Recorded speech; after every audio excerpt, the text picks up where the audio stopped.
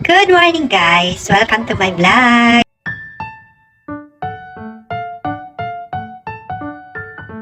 I'm back again. So, today guys is a special day kasi birthday na anak ko today. Kaya naman, magluluto ako ng spaghetti para sa kanyang birthday celebration. So, ayan guys, mukhang sobrang puti yata ng mukha ako sa video. Siguro dahil sa ilaw, ang lakas ng ilaw yata. So, ayun. Lakas yung ilaw dito sa kwarto na to. So, nagre-reflect lang. Pero actually, hindi ako ganyan kaputi. Ito pala mga ingredients sa lulutuin kong spaghetti. Yan. Ito yung spaghetti sauce. Yan. Then, so actually, magkaiba sila. Pero, try ko i-combine. Gusto ko, ito kasing manatira sa ref. Natira nung New Year and Christmas. So, ito yung lulutuin ko. Kukombine ko lang yung mga sauce. Gusto ko sana matamis, sweet style sauce. So, itong isa, sweet blend. Then, yung isa, parmesan cheese. Kaya, kukombine ko na lang. Hindi ko na alam kung anong magiging lasa nito kasi magkaibang brand eh. So, gusto ko sa spaghetti merong cheese. Yan. Malinamnam siya.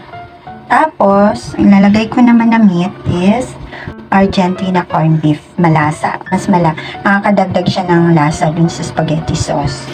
Tapos, bumili rin ako ng hotdog. Konting hotdog lang. Yan. Actually, 4 lang ito. So, lalagyan ko rin siya ng hotdog. Ayaw ko ng maraming hotdog. Kasi parang masakit din sa ulo. Parang nakaka-high blood. Yan. Konti lang. Okay. And then, meron din bawang, sibuyas. And ito naman ang mga spaghetti pasta. Yan. Dami. Dami pa natira. Yung nabili pa noong New Year and Christmas. O, diba? Dami. Yan. Kaya let's start to cook. So, ito, iwahiwain ko na yung mga hotdog.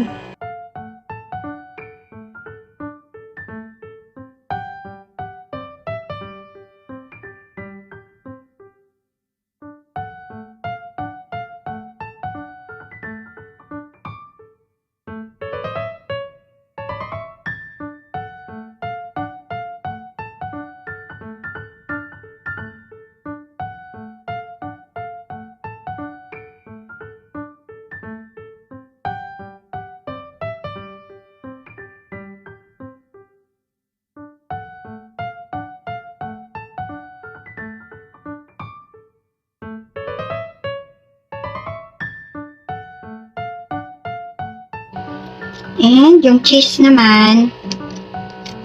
So, ilalagay ko ito mamaya. Pag once na nailagay ko na yung spaghetti sauce, susunod ko na rin ito. Para ma-mix na siya doon sa sauce.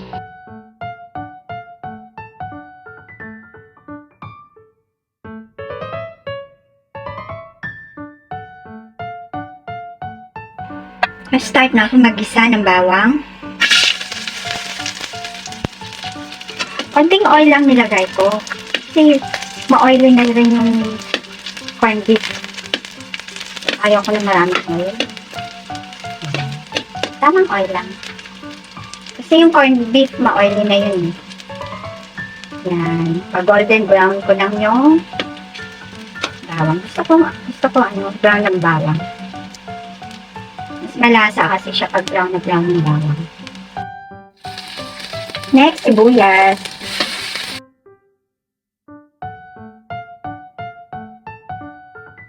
Next, corned beef.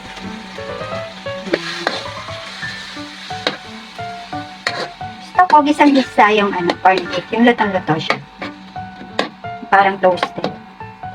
Mas malasa yun.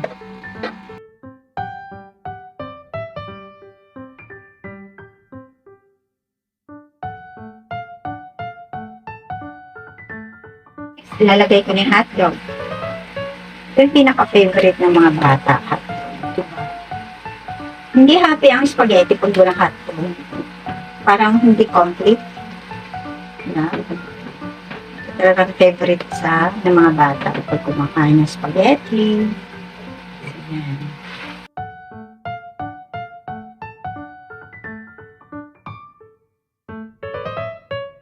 Lagay ko na yung tomato sauce.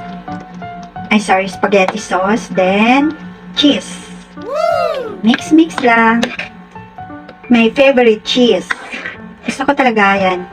Yung cheese sa spaghetti sauce. Malapit na yan maluto. Then, mamaya, titikman ko kung okay na yung tamis. Kasi ayaw ko na maasim, gusto ko matamis. Ngayon, kung maasim pa siya, lalagyan ko siya ng condensed milk para pandagdag tamis. Actually, nakalimutan ko bumili ng mushroom, guys. Masarap din ito may mushroom eh. Favorite ko rin yung sa spaghetti may mushroom. Yan, luto na yung sauce, guys. Next ko naman lulutuin ay buko pandan salad. Next naman, guys, ay magpapakulo ako ng Mr. Gulaman. So, gagawa ako ng gelatin. Ihalo ko mamaya sa buko pandan na gagawin ko na buko pandan salad. So, ang nilagay ko dito na pantubig para dun sa gelatin or Mr. Gulaman ay ang sabaw ng buko. So dalawang sachet ang ginamit ko na Mr. Gulaman. So, bawat sachet is 6 cups of water. So, ang ginawa ko dito, 12 cups of buko juice. Para mas malasa yung yung gelatin. Tapos, lalagyan ko rin siya ng sugar para matamis-tamis konti. Is kumukulo na yung buko juice. So, pag mulo na siya, ilalagay ko na yung tinunaw na Mr. Gulaman. So, kailangan tunawin nyo muna yung Mr. Gulaman bago nyo ilagay. Kasi, pag hindi nyo tinunaw, magbuo-buo siya. So, ito na yung Mr. Gulaman na tinunaw ko. So, ilalagay ko na siya dun sa kumukulong buko juice. Charan! Ayan na, guys. Pinapakuluan ko na yung Mr. Gulaman. So, paano ba malaman kung luto na siya? Pag sticky na, yung liquid, yung water, pag sticky na siya, ibig sabihin luto na.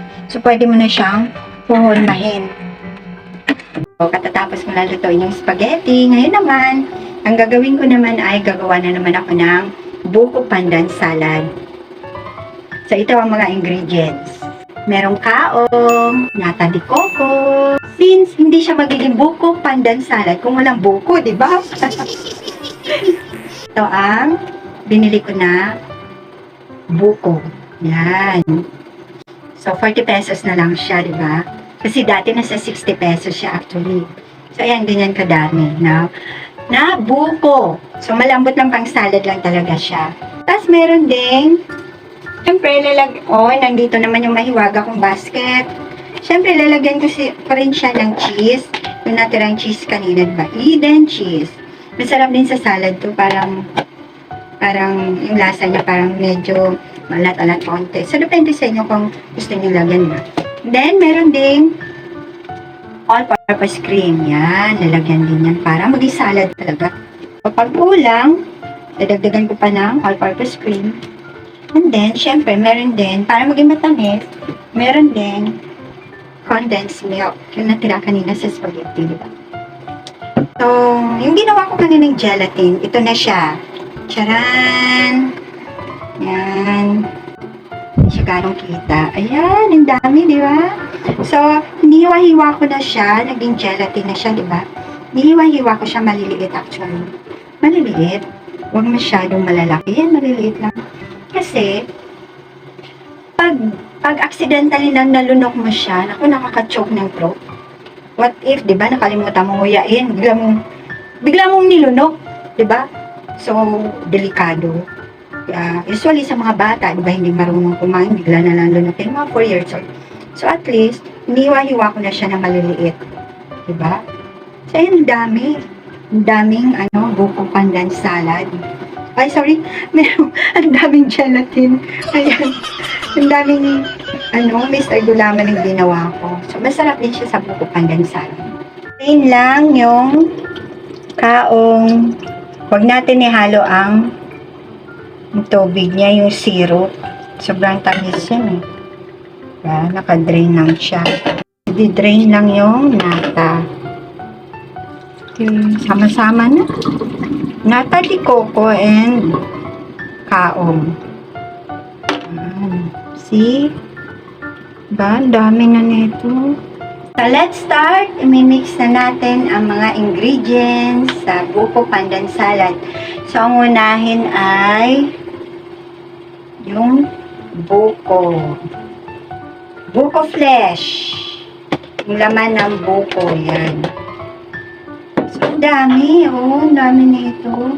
4 na buko ba naman? So, i-mix muna. And then, itong na-drain ko na nata de coco and kaong. Next, lalagay na itong, ala, ang dami, my goodness. Yan. So, yan, mix lang. Yan. O, di ba ang kalat? Pasensya na. So, yan, na-mix ko. So, na-mix na, i-mix lang. So, ito na. Ito yung mixing bowl ko. Wala talaga akong pang-salad bowl. Kaya ito na lang. Diba? Kasing malaki. Naku! Hindi ko alam kung kasya yung yung cream. Next is, oh my gosh, ang dami palang gelatin. Wala, paano ito hindi kasya? Okay. Lagay ko na lang kaya muna yung cream. Mamaya ng gelatin. Kasi, pag damoy na mix mo siya, damoy na madudurog eh. Kasi ang liit na yan. So, ito yung all-purpose cream. Charan. Kulang yata. So, nakamix na lahat. Nakamix na dito yung all-purpose cream, yung nata de coco, kaong, and then yung gelatin, yung Mr. Gulaman. So, dito ko na na-mix sa malaking container. Ang dami pala. Ayan, then, so, ayan, yung buko, ang dami rin. So, pagkatapos yan, lalagyan ko pa siya ng cheese. Bubudburan pa ng cheese. Mas masarap din pag may cheese siya. Ayan, para may twist. Okay. Ayan. So, pag matabang pa siya, guys, dadagdagan ko pa siya ng, pag hindi pa siya matamis, dadagdagan ko pa ng condensed milk. Pero ayaw ko rin ng sobrang tamis. Tamang tamis lang. Hindi mo ka-diabetes. So, mix lang. Yan.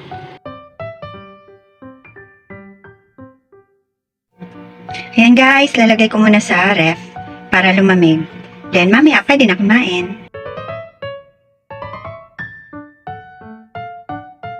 Ito na guys ang finished product na niluto ko na spaghetti. Time to eat na.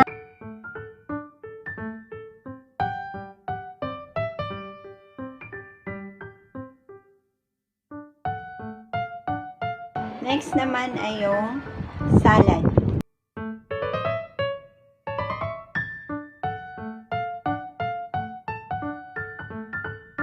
Sarap ng cheese. Kasi nilagyan ko rin siya ng cheese. Tapos yung nata. Sarap.